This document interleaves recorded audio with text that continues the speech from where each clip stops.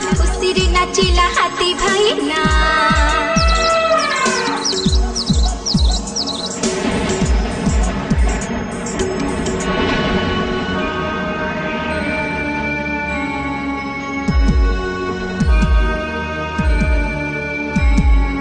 धीरे धीरे संजा गड़ी आसिला पवनर बेग बढ़ी चलिला। धीरे धीरे संजा गड़ी आसिला पवनर बेग बढ़ी चलिला। चकमक करथिला बिजुली आलो झिकमिक दिसथिला अंधार भूत कथा भाबी डरी गलो आमे।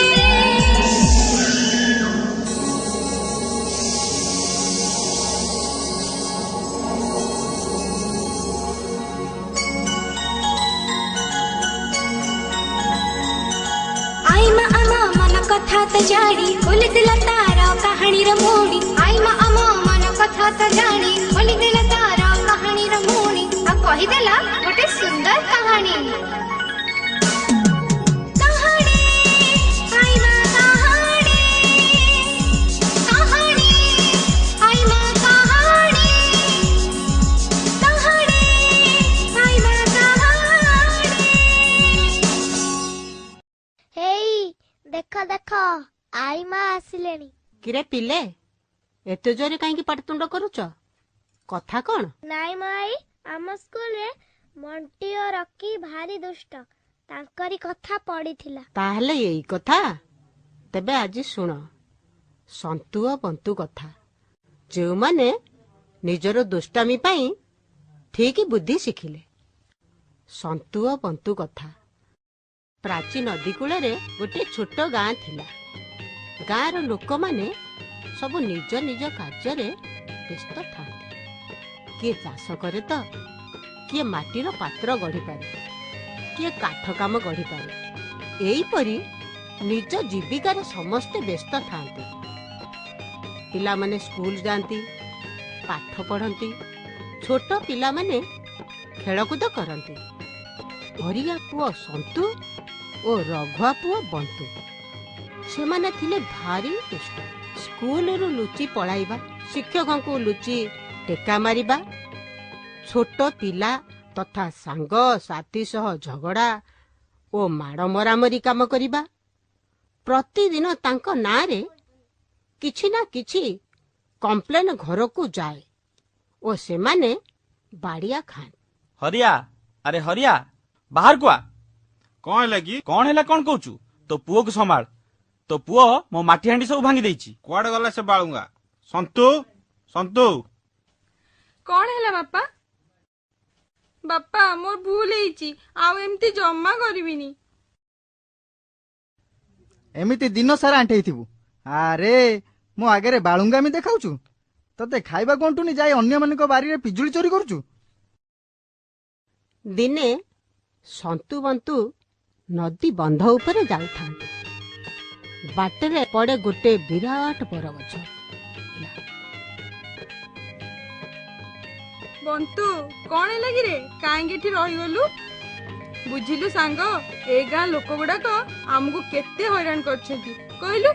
तांको पाने चखेले होंता तो भाबिछु माने प्लांटा निश्चय जबरदस्त होइथिबो। देखिलु ए बरगछटा केमती देखा होउची। डाल गुड़ा नुआणिया होइची। ओहळ गुड़ाक केमिति देखिलु? सतरे भारी भयंकर होइची।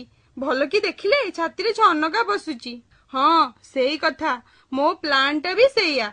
आमे कौन करिबा आज संध्यारे एठारे रही लोकन को डराइबा। नाई मते भारी डर लागुची। धरा पड़िले माड़ गोटे तळे पड़िबनी। अरे धरा पड़िले तो आमे तो लुचि की सब करिबा। तेबे ठीक अछि आज संध्या को काम आरंभ हो। अल्प अल्प आलुअरे सबु जमती सुनसान दिसुथा। एतिकी बेले घिनुआ अजा सेई बाटे बजाररु फेरुथा। गोरी लो गोरी तू से पारी को जीबू। गोरी लो गोरी तू से गोरी लो गोरी तू से पारी को जीबू। गोरी लो गोरी तू से पारी को जीबू। से तांको गीतटुकु आउ टिके जोरे गाइबाकु लागिले। ଠିକ ଗଛ ତଳେ ହୋଇଛନ୍ତି। ଭୂତ ଭୂତ ଭୂତ ବୋପାଲୋ ଭୂତ ଭୂତ ଭୂତ।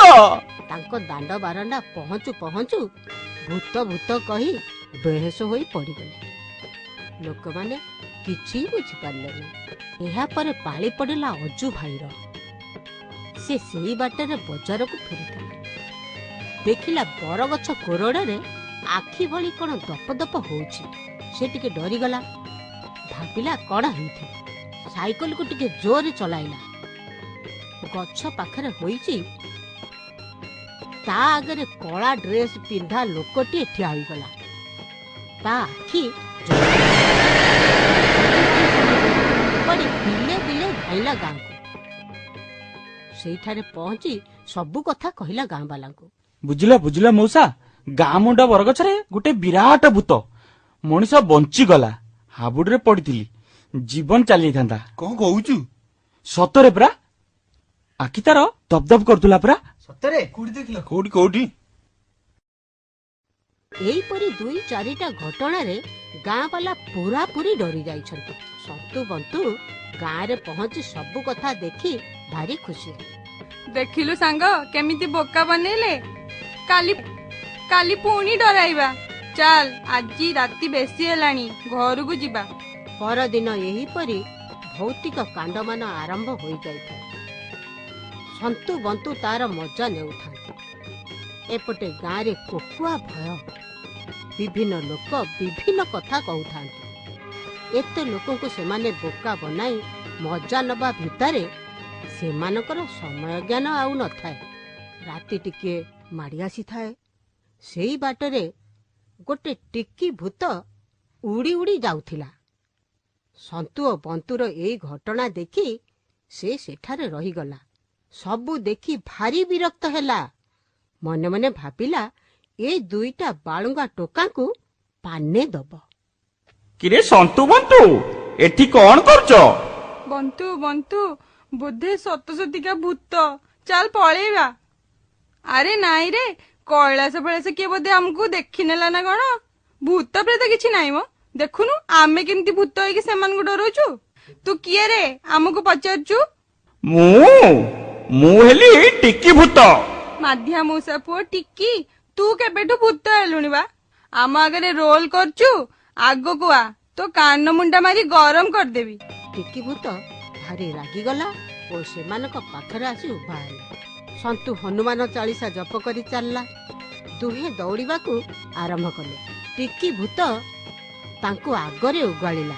ଦୌଡ଼ା ଦୌଡ଼ି କରି ହାଲିଆ ହୋଇଯାଇଥିଲେ ସେମାନେ। ଟିକି ଭୂତ ସେମାନଙ୍କୁ ଗୋଡ଼ ଉପର କରି ଗଛ ଡାଳରେ ବାନ୍ଧି ପକେଇଲା। ତମେ ମାନେ ଭାରି ଦୁଷ୍ଟ ପିଲା, ଅନ୍ୟମାନଙ୍କୁ ହଇରାଣ କରି ଭାରି ଖୁସି ପାଉଛ। ତମକୁ ମୁଁ ମାରିଦେବି। ନାଇଁ ମାର ନା, ଆମେ